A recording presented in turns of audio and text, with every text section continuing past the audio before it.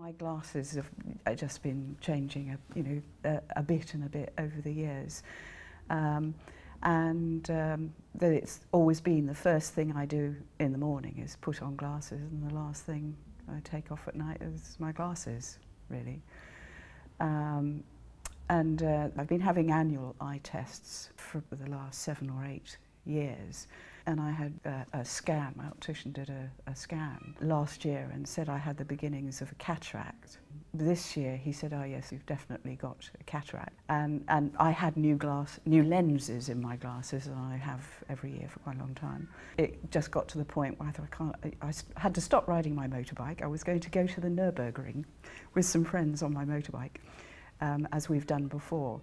But I could tell that it wasn't going to work because I couldn't see well enough to be, trust myself to stay out of trouble, really.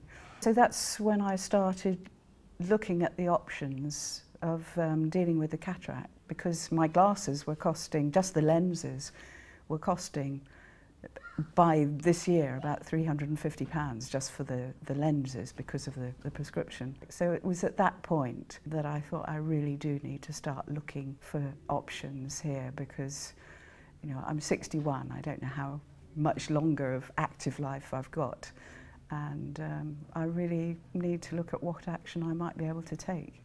I suppose I had enough concern and fear about what options were available to pause and think about what would be the sensible options, really. My first option would have been obviously NHS for the cataract.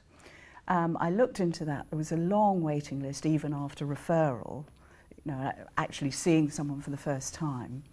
And also the replacement lenses were just one distance. So because I've always worn glasses, at least I've only had to worry about one pair of glasses. I thought it would be just awful to be able to see at one distance and have to have several pairs of glasses. So, and that felt a bit unmanageable, really. And also, because I had a cataract in one eye, I would have had to have waited into the future to find out what the options might be for the other eye. So I started looking at the private options, heard about Mr. Qureshi, and it seemed to be, from the research that I did, that he had the widest range of options.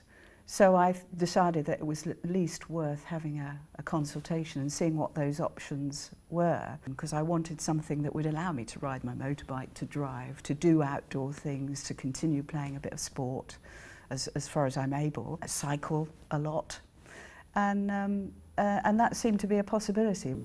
Before the surgery, I started sort of wondering, is this the right option?